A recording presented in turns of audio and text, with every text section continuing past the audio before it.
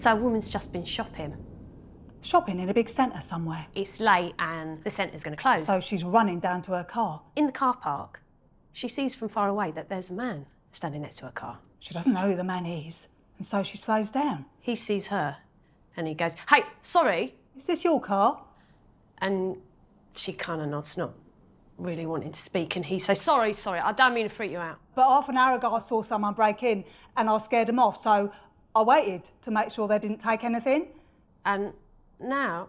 She can see that the window on his side is broken. And the story well, it seems to make sense, right? So she says, thank you. Thank you, thanks so much. He asks if she's going to call the police. She tells him that she will in the morning. He gives her some details so she can contact him. You know, for the police. All sorted. So she starts getting into the car and then, wait, he says. See, I've been waiting with your car and now I'm going to miss my train because of it. And she's like, well, I'm sorry, thank you for waiting. Can you give me a lift to the station? I'm sorry, but I'm going to miss my train now. It's the last one. I'm really sorry, but there's not another one till morning. Look, can't you take a taxi there? It will take 10 minutes, please. I'm only going to miss it because of your... And she stops him. She takes out her purse. She hands him £40 in cash and goes, thank you for waiting. Here's money for a cab or for the next train. I'm not giving you a lift because I'm freaked out and I just want to go home. And she gets into her car and drives off. Gone. She takes the car to the mechanic the next day to fix the window. When she picks it up, the mechanic asks if she's still going to the police. She's calmed down now. Says, why bother? Nothing was stolen, why go through the stress? No, nothing was stolen. Says the mechanic. But I did find a knife and a length of rope taped under the broken window. I heard that the other day. Good, isn't it? Love scary stories. Well, no, they freak me out, get me real scared, but still. I used to hear them all from my sister. She'd tell them to her friends in her room and I'd hear them all through the wall. They wouldn't be those kind of stories, though. No, when we was kids, they'd all be about Grey Man. You know Grey Man? You know, he lives around here. He's grey. As in his skin's actually grey? You must have seen him. Come on. OK, well, he's grey, that's really all you need to know. And he's always around this area, around the shops, on the high street, all over. We always used to see him on our way home from school. Really made you sprint home. One time my sister's friend told this story about him. She's home, babysitting. Her little brother's in bed and she sat watching TV. So her flat, ground floor, and from the window in the living room you can see out onto the street. And the window is behind the TV. So she's watching TV and suddenly there's Grey Man. Staring right back at her.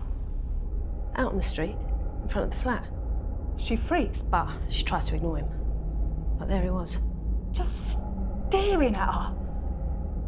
And finally she's like, fuck this. Got up to close the curtains. And he was gone. And she realised he was behind her the whole time. It was just his reflection in the window. I mean, yeah, of course I know that didn't happen. I know, I've heard that same story about everyone from everywhere.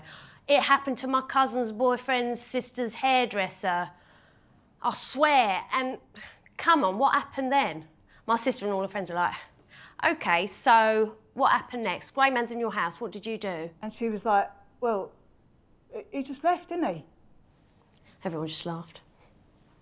See, really, it was my sister who could tell the stories. Well, that's why they all came over, to lie on her bed and have her tell them about Grey Man. But she had this whole thing with Grey Man, about that woman. When they brought up Grey Man, she'd say, you know why he's grey? Don't you? You know why he's grey? That woman. She turned him grey. That woman. No one knew where she came from. But wherever she was, she had this little army of grey. See, she'd take people and she'd turn them grey. Any people, man, woman, old, young. One time... Ages ago. Before we were born. She wanted Grey Man. I mean, he wasn't great then, but she wanted him. He just moved to England and was looking for work. She hired him to paint her house, and he jumped at the chance. And he managed to scrape together and buy all the equipment, and he turned up at her house. She gave him 15 tins of grey paint and told him she wanted the whole house grey. And I mean, the house didn't need a lick of paint. The house looks newly painted, all white and gleaming. But she wanted grey. Every wall, Every door, every windowsill. grey. So he started. Opened the paint, He dips in the brush, brings the brush to the wall. and the minute he does, he loses his breath. Gone. Can't breathe. And he takes the brush away. And he can breathe again. He doesn't understand, But he needs to get the work done, so he carries on painting. stopping and catching his breath whenever he needed. At the end of the first day, he goes right to bed when he gets home. And the next day. And the next day, And on the fourth day, woke up, and on his walk to work, whenever he let out a breath, it would come out in front of him. he could see it, Grey. his breath. It had gone grey. At first he thought he was seeing things, So he carried on painting. but slowly, it all turned grey. All his insides, He could feel them, out into his skin, his eyes. his hair. He'd wash and scrub, but there he was. Grey. So that by the time he finished the house, He was hers. and the house the second he finished it, went right back to before he turned up. White and shiny. Her friends found this funny. Grey breath, grey breath. But she didn't. She was serious. And I believed her too. Listening through the walls. My flat has 2 bedrooms, one for Mum and Dad and one for her and me. And we shared my room for years until one day when she was almost a teenager, I guess. Up she gets and moves into the cupboard. See, we had this big cupboard in our flat. This long, thin cupboard room. We used to keep cleaning supplies in there. And one day, she moves it all out. She moves herself in. And she had all the stuff. Fairy lights, posters. She'd been saving it all. Planning. And then I heard her tell her friends why. It was the woman, she said. That woman. That woman. The one who turned grey, man. She wanted my sister too. And one day, she sees my sister walking home from school. And she sends out a grey man to get her. And grey man goes and he follows her. And every day he follows her into a corner shop where she buys a packet of sweets. And every day her and her friends laugh at him, and every day he follows them in there. And then one day, he gets there before her and he picks up a packet of sweets and he breathes into it. And my sister, she buys them and she eats them. And over the next few days, she could feel it. The grey. And at first she thinks she's seen things. Her hand smudging grey in her notebooks in school. And she'd walk home and she'd see her grey breath out in front of her, and she knew she had to stop it. And my sister, she's clever. She thought, maybe if I can pretend I'm dead, that I'm not worth it, maybe I can stop it. But how's she going to do that? How's she going to pretend that she's dead? And one time, she's cleaning the house, which was pointless because she's leaving her grey marks everywhere. But one time, she's cleaning the flat and she sees the closet in front of her, full of cleaning supplies. And she thinks, this isn't like a closet. This is a coffin. And she waits until we're all out one day. And she moves herself into the little coffin room to trick the woman. And slowly, her breath stops being grey. And her fingers stop spreading it. But she has to stay in her coffin for a good part of each day, otherwise it comes back. And sometimes if it's late, she can feel it again, all the grey. So she sprints home, jumps into bed again, and it's gone. Her friends, they obviously didn't believe her. I mean, how could you? But you could hear it. They were freaked out. But anyway, that's why she said she moved. And I was all by myself in the big room with the bunk bed. Every night I'd change, top or bottom, top or bottom, top or bottom. You think I'd be happy? All that space. But I did miss her. And I was scared. I'd never been by myself before. And hearing all those stories through the wall. Her scary stories. That I couldn't really not listen to because the walls were so thin. And for her it was easy. I swear she got scared too. I know her. We're sisters. I know what she's like. That's why she liked all the stories so much, because they scared her. But the room made it easy? Because for her, the walls were so close, there was nowhere to hide for anything bad. But for me, the walls were so far away. There were so many places for things to hide. I used to be so jealous of her. So safe in there. This was all before the lockup started. I don't know what to call it. But there was a point when she was older when she just kind of stopped leaving it. The room. And her friends stopped too. It happened slowly, not like all of a sudden she just wouldn't leave, just that... Slowly? She just stopped going out, really. She'd still leave to eat. But not much else. She's still in there now.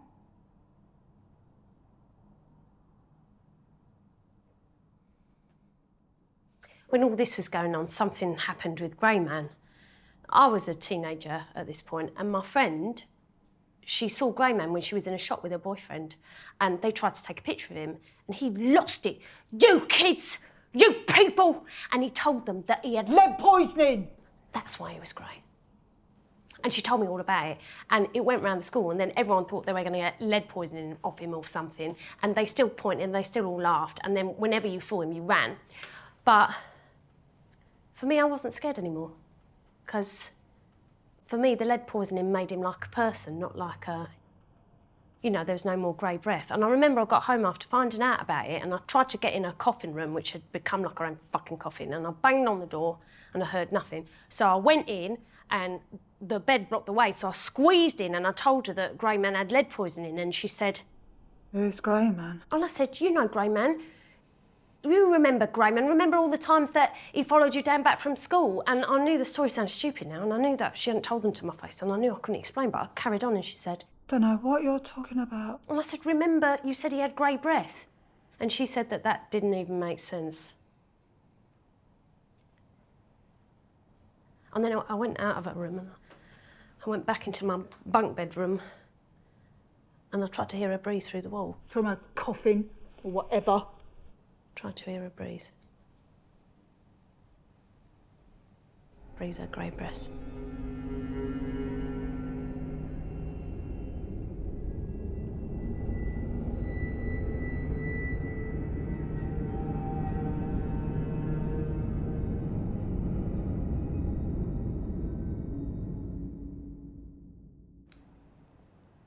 You'll have heard this one. A girl is babysitting, always. Always. But a girl is babysitting for a couple down our road. They just moved in and they got boxes everywhere. The house is big. Really big. Loads of rooms, loads of boxes, and they have a lot of art, like... statues and paintings and all kinds. When the girl got there... the baby's asleep, so she says bye to the couple. And is just watching TV downstairs. But a couple of hours later, the baby starts crying, so she gets up and she takes it in her arms. And no matter what she does, it won't stop crying. She's in the room with it. Looking after it. But it won't stop. The baby's room is massive too, with all these boxes and toys around. And the statue. And when it's crying, it's always looking at this one statue. Statue of a clown. Life-sized and bright. The baby stares and cries. So the girl takes the baby out of the room. Takes her into another room and calls the parents. She says the baby won't stop crying. And then they go through all the usuals. Fed her, changed her. And she interrupts. Look, I think I know what the problem is. It's not any of those, it's the statue. What statue? The clown statue. And silence until... we don't have a clown statue. And the girl turns to look at the statue. And the statue turns back. See, I love that. Because that's it, isn't it? That's what used to freak me out so much. That's the moment. Right there, that's the whole thing. Just that second when you realise you're trapped in a house with a killer. Or a burglar dressed as a clown. That's the second. That's the worst for me anyway. Whenever I have bad dreams or whatever. They'd always end there. In that second. When it first clicks that it's all over. That there's nothing left to do. Then I wake up all sweaty and gross.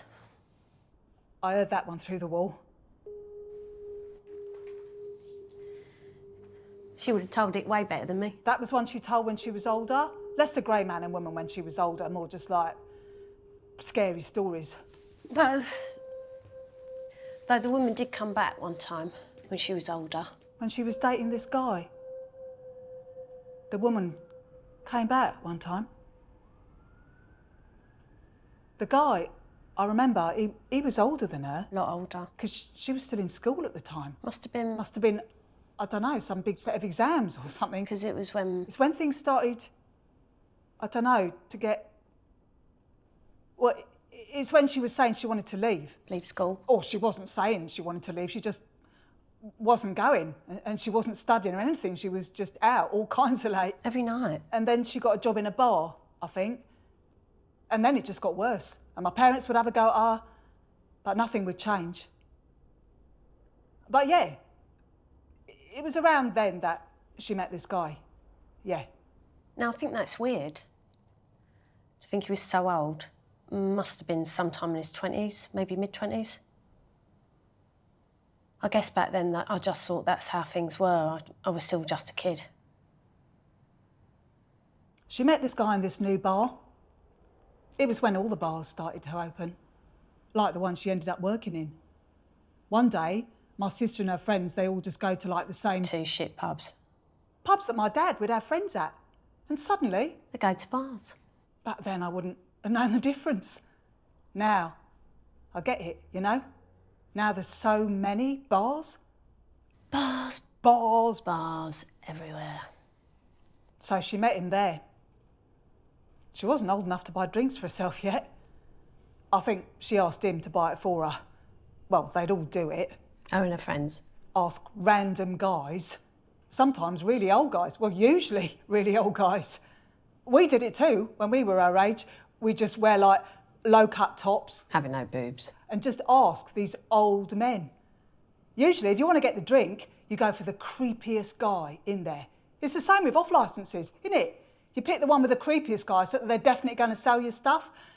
And sometimes they'll be like, are you going to give me a kiss for that drink? And you're 13 or whatever and you don't think it's weird, so you give them a kiss on the cheek. And they say, that's not a proper kiss. And so you give them a kiss on the lips and they really go for it. And then you take your drinks for free. Makes my skin crawl thinking about it now. But this guy, he wasn't one of those guys. He was actually a hot guy that my sister was flirting with. And the way she talked about him, he didn't sound creepy at all. Now, of course. Now, I think he's properly creepy. Fucking my teenage sister in his mid-20s. That's so weird. But I guess when you're a teenager, it just makes you feel really grown up, doesn't it? Having someone older. So back then he was just some good-looking guy who bought her a drink. Before long, they're talking, and then, I don't know. Well, I don't remember much about the beginning. Probably started the way anything does. Flirting. Touching. Texting. I don't know. When they properly started, like, going out, she used to have all of her friends over and she'd tell them all about it. First, it'd be about where he'd taken her. But they never went out properly. They never went out properly to bars at first. They just walked around and stuff. Maybe he was weird about dating someone so young. They never went back to his place or anything either. Her friends always talked about that, always said, where does he live? Why'd you never go back there? And she said that he had friends that he lived with. And she said that he told her that it was because he just wanted to spend time with her, that he didn't want to share her with all the other guys.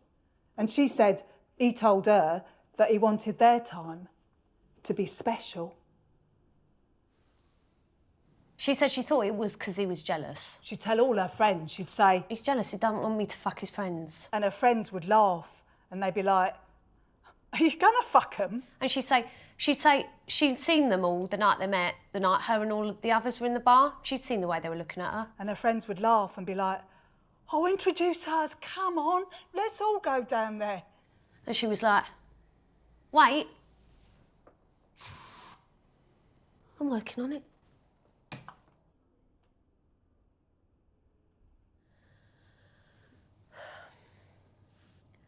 I think he didn't have her around because he was embarrassed. Not just because of her age, but because, you know, I never saw him or anything, but he was different to us, you know. But anyway, she'd spend so long going on about how they had sex. And she'd go, he touched me here, and here, and here. And all the girls would just laugh and they'd say, where? That is too weird. And she'd say, it's not weird, it's what men do. And she'd say men in this way that you just knew she meant men. But the thing is, I never even knew where she was talking about because I couldn't see, so God knows where she meant. She spent so long talking about how different he was from teenagers and how he got her, how he just got her, and the boys at school didn't, which is so easy, isn't it, to think you're so grown up, to just think that older people just get you. He was just whatever. She got a job in this bar. She was too young and my parents were pissed. They begged her to quit because she really wasn't going to school. But she stayed. And he used to come and see her in there. I used to get scared. I was still pretty young and I used to think of the woman. That woman. I used to imagine my sister behind the bar and looking out the window, seeing the woman in the window and then turning round. And there she was, after all this time. But my sister didn't talk about that stuff anymore, that was just me. I used to try and think of ways to stop her going. And then I didn't need to because she quit. That was when things ended with the guy. I heard her tell her friends why. She said, one night, he'd come to see her in the bar. And she said all night, there was this woman staring at her. She didn't pay much attention. But she could tell that the woman was staring. She didn't mention it to her guy because he would have thought she was crazy. And then, she said, it clicked. It was the woman. After all this time, that the woman had come for her, staring. And she said, when her guy went out for a second, she grabs her, the woman. She grabs my sister. She grabs her and goes, don't go fucking near him, okay? I know you fuck him. I know how he fucks you. Don't think I don't know that. Don't think he hasn't told me. And she said back to the woman, he hasn't told you fuck all. Get the fuck away from me. And the woman said to her, I know how you think. I know how girls like you think. I do. I can see it. And she said, what? And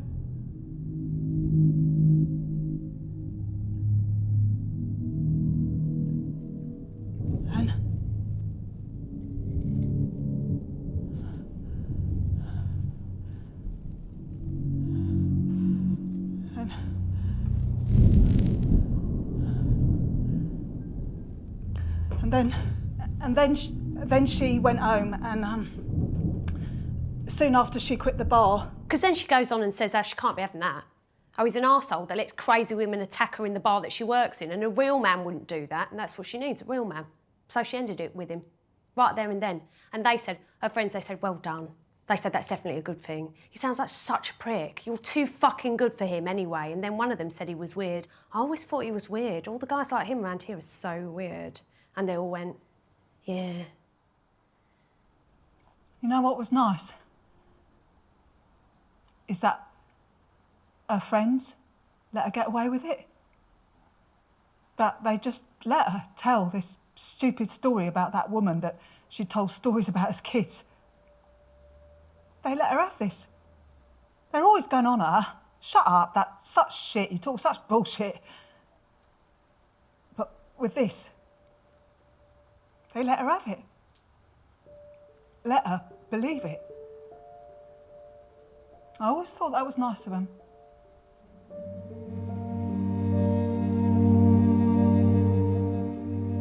She did have a new job for a little while, just a shop round the corner. But she stopped going for shifts, not all of them at once. couple of months, then maybe a couple of weeks, and then she probably just got fired. She fought with Mum and Dad about it all the time. And then she didn't even put up a fight. They'd call her lazy, and she'd go, yeah, guess I am lazy. I'd imagine her serving grey men in the shop. I'd imagine her talking and her giving him his change. I knew at this point that it was lead poisoning, but I'd still imagine it. Her grey breaths meeting in the air over the counter. I never got involved in the fighting. I just shut up. I never said anything, ever. I'd imagine her in her coffin room. I'd imagine her lying down, looking up at the ceiling and breathing, and seeing her breath turn grey before her eyes. I'd imagine it all. The grey coming in her fingernails. And at some point, not an exact point, but at some point, there wasn't more fighting. She was just there. Like it'd always been that way. And we didn't talk about it. A couple of times after I moved out, Mum would come round and talk about it. She'd end up crying in my new flat, and I'd stand there and I felt awkward and I just didn't know what to say. And one time we did discuss it. The only time we did discuss it, I got home and she wasn't in her room. I got home and she was in the kitchen, in the actual kitchen, and I was shocked. And at first I tried to pretend that seeing her wasn't a big deal, and I just tried to act normally, but then I saw that door. I saw the fucking door that I would always see her through, and I just flipped. I said, what are you doing? What do you think you're doing? Ia, you know Mum and Dad can't. They can't. What do you? I just went on and it didn't stop. I was going off, and the thing is about something that has been unsaid for so long, something that has never been a problem that you've never talked about before. It's that when it come out, when you actually say it, it's too big to explain, and no matter what you say, you can't get it right. It just doesn't make any sense, and so I just left the house and...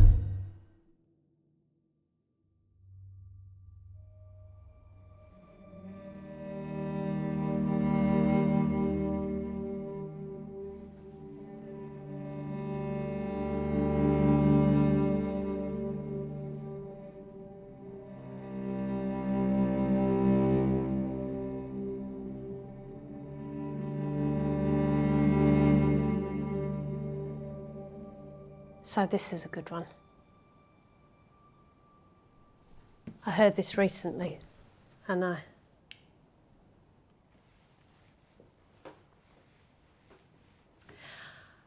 girl breaks up with her boyfriend of 3 years, and she doesn't know what to do with herself, but she tries to, put herself back together.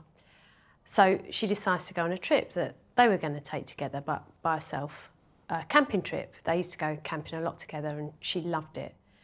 So she's freaking out a bit before she leaves, and she's getting her stuff sorted, and the camera breaks, and she really wanted to take pictures, but she buys a disposable camera, and that's okay. So off she sets. The first day goes well. She covers her ground in no time, and she sets herself up for an early night. She puts up the tent, and every night before she goes to bed, she puts her stuff into this little bag at the bottom of her feet, tightly packed, because she needs space to sleep. In the morning, she takes her stuff out, and she just feels, nothing's missing, but she just feels someone's gone through her stuff. And this happens every night. She packs her stuff away, and she wakes up and feels it's wrong. But she finishes the trip, and she goes home, and she managed. By herself, she managed. She gets her photos developed, and when she does, she finds some pictures that she didn't take. She finds pictures of her sleeping, one taken every night. I thought about how I could tell her this when I heard it. I heard it at work, and all day, all I could think about was how to tell her, exactly how to tell each bit of the story. And I thought I should just stop by the house, just stop by, and I did. I got off the bus, and I got in, and she was in her room, door closed, and I knocked, and I said, "Hey, I've got a story for you." And I looked at the door, and I knew she wouldn't answer, so I said, Do you remember Grey Man? Do you? Do you remember Grey Man? And there was no answer, and I said, do you remember that time you said you knew Grey Man? How, one time when you saw him, how he tried to turn you and how you looked at him and you knew what had happened to him. Do you remember? And she didn't say anything, and I said, do you remember that woman? Do you remember? Remember her? That woman who tried to... The word sounded so stupid now that I had to say them, all these things sounded so stupid, and I just wanted to say, I just said sorry. I just said sorry. I haven't been. I'm sorry. I'm sorry that I've always been, that I haven't been around. And then I told her all these stories that I'd heard, that I'd been saving up, and then I could hear her on the other side. And then I said, okay, so let's imagine Grey Man's here. Grey Man and the woman. Grey Man and the woman come into this flat, and they